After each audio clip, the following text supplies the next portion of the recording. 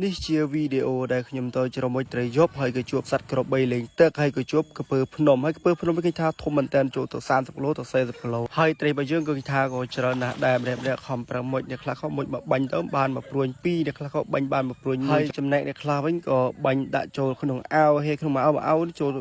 5ទៅ1គីឡូចុះអ្នកខ្លះនោះក៏យកស៊ូចងជើងខបាញ់ដាក់ចូលក្នុងខទៅហើយក៏បានត្រីយកមកនោះគឺយកមកអាំងដើម្បីហូបជួបជុំគ្នាបងប្អូនតោះអញ្ចឹងកុំឲ្យខាតពេលវេលាយូរទៅតាមដានទស្សនាវីដេអូខ្ញុំពេញទាំងអស់គ្នា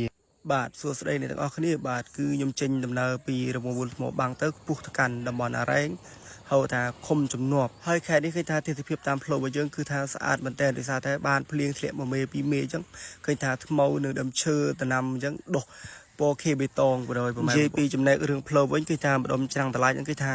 ចាក់បេតុងមកកន្លែងឲ្យបងប្អូនអើយអត់បាច់បារម្ភថាខ្លាចផ្លូវបាក់អីទៀតទេអ្នកកន្លែងខ្លះក៏រៀបចំគៀចាក់កស៊ូហើយចាក់កស៊ូនេះគឺថាធំទលាមែនតើពីកន្លែងចិត្តដល់អារ៉ែងកន្លែងដែលលើភ្នំឃើញថាចាក់ស៊ូចាក់គ្រូអញ្ចឹងឃើញថាអូស្អាតណាស់ពុកម៉ែបងប្អូនហើយជាពិសេសគឺទេសភាពបដ ாய் ទេសភាពមួយថាឃើញធំល្វឹងល្វើយហើយមើលឃើញភ្នំដាច់ស៊ីចាលនិយាយទៅថាឃើញអែមមួយសន្ទុះក្រោយមកក៏ខ្ញុំជិះមកដល់ឃុំជំនាប់ដើម្បីមកផ្ទះមិត្តភក្តិខ្ញុំឈ្មោះថនហើយជួបប្រធាននៅបងពៅដើម្បីឲ្យគាត់ជូនទៅកន្លែងជាមួយត្រីយប់ហើយគាត់មកដល់ភ្លាមឃើញថាស្វាគមន៍ដោយខ្នុលមួយចំហៀងបរិហ័យប្រធានហ្នឹងអ្នកនៅនឹងសោះហើយឃើញថាដាក់ខ្នុលមួយចំហៀងគេដែរហើយនេះដឹងដើមស្អីគេអត់ស្គាល់ទេហើយក៏ចាប់ដើមរៀបចំនេះស្នូនេះដើម្បីចាក់ត្រីហើយយើងក៏អត់នៅនិយាយគ្នាយូរដែរយើងក៏ឆាប់ចេញដំណើរទៅកន្លែងជាមួយត្រីព្រោះអីកន្លែងជាមួយត្រីហ្នឹងគឺរៀងឆ្ងាយដែរណាមួយក៏វាមេឃរៀងសៀលដែរម៉ោង4ជាង7ម៉ោង5ហើយណាមួយយើងក៏ទាន់ហូបបាយបន្ទាប់ពីយើងជិះមកពេលឃុំជំនាប់ហើយយើងក៏ជិះចូលបែកឆ្វេងចូលទៅស្ទឹងដើម្បីទៅស្ទឹងកន្លែងដែលគេទុកទូកទៅជាមួយត្រី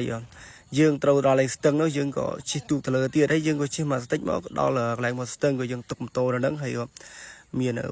មានទូកឈើនេះទៅហើយក៏ជួបហ្នឹងគាត់កំពុងដាក់មងនៅហ្នឹងប៉ុន្តែយើងអត់ជាមួយត្រីនៅកន្លែងហ្នឹងទេយើងត្រូវជិះទូកឡើងទៅលើទៀតហើយក៏ងាកមើលបងពៅដូចជាប្លែកមកទេឆ្ងល់គាត់សម្បីជិះទូកក៏ពាក់មួកសុវត្ថិភាពដែរនឹងការពារគ្រោះថ្នាក់ចរាចរណ៍សម្បីបើកបរហ្នឹងក៏ពាក់មួកសុវត្ថិភាពដែរពិតជាអែមណាស់បងអើយបន្ទាប់ពីកន្លែងដែលយើងជិះបរឡើងមកប្រហែលជាចូល5ទៅ6នាទីយើងក៏ជិះឡើងមកលើរហូតដើម្បីទៅដល់កន្លែងលងដៃយើងជាមួយត្រីហើយជិះមកស្ទុះមកក៏ជួបក្បីទាំងហ្វូងដេកនៅកន្លែងនេះគេថាបាត់ថាស្អីគេមើលពីឆ្ងាយគឺយើងជិះមកលើមកស្ទុះជួបកងគៀងកវៀងហ្នឹងបាទផលទាំងគួរយើងមកដល់កន្លែងនេះយើងមួយត្រីឡើងនេះ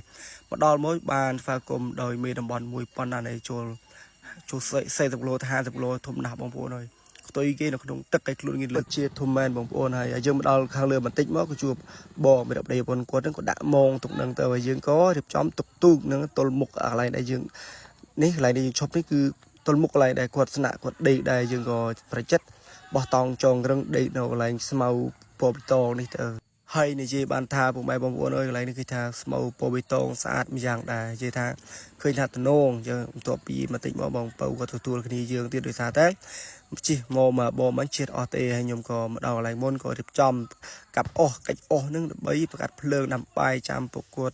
មកពីក្រមទៀតដោយសារខ្ញុំហេវបាយព្រោះបាញ់អត់បានបាយបងហើយខ្ញុំក៏ប្រកាសភ្លើងហើយបងដែលគាត់ដាក់មងពីប្រពន្ធមិញគាត់អុយត្រីមួយដើម្បីអាំងហូបបាយបើស្ទុះមកក៏បងពៅក៏ទៅយកគ្នាយើងមកដល់ហើយត្រីរបស់យើងក៏ចាប់ដើមឆ្អិនហើយខ្ញុំក៏រៀបចំបោះអង្គុលអង្រឹងព្រោះមេចាប់ដើមលក្ខណៈចូលល្ងាចមែនតើហើយភ្លើងយើងក៏ឆេះល្អខ្ញុំក៏រៀបចំដាំបាយហេវបាយមែនតើបងប្អូនអើយបន្ទាប់ពីបោះអង្គុលរឹងហើយក៏នឹកឃើញថាប្រមួយខាត់ពេលច្រើនចងរឹងអីហើយទៅដើម្បីអង្គុយដេកសម្រាកព្រោះនិយាយថាហត់ដែរមួយថ្ងៃនេះហើយងាកមកមើលបាយរបស់យើងក៏ឆ្អិនហើយយើងក៏ដេកប្រាច់គ្នាមកស្ទុះភ័យជា1ម៉ោងឃើញថាត្រីរបស់យើងមួយហូបអត់គ្រាន់តែគ្នាយើងច្រើនយើងក៏ចេញទៅជាមួយត្រីទៀតហើយជាមួយត្រីរបស់យើងគឺគេថាមួយកន្លែងគាត់ឆ្លោះឃើញកន្លែងនេះសាច់ហ្នឹងគឺថាពើដេកឡើងហ្នឹងទេហើយគាត់បោះឈើហ្នឹងដើម្បីឲ្យយើងមិនត្រឹមហ្នឹងមិនហើយណាមួយពេលពៅអត់ជិះទូកចុះទៅក្រមទៅយកប្រធាជួបផ្នែកខ្ពើហើយនឹងនិយាយរួមចុះទៅក៏ឃើញឡើងមកវិញក៏ឃើញផ្នែកខ្ពើហើយគៀកអាឡៃនេះយើងមួយឃ្លៀត20ទៅ30ម៉ែត្រទេហើយងាកមកមើលប្រណយវិញបាញ់បាងធនជ័យមួយចូល7ទៅ8ខាំគេថាធំមែនតើបាទប្រាសាអើយ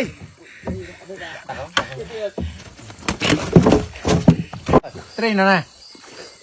គឺត្រីអត់ទេណាឃើញ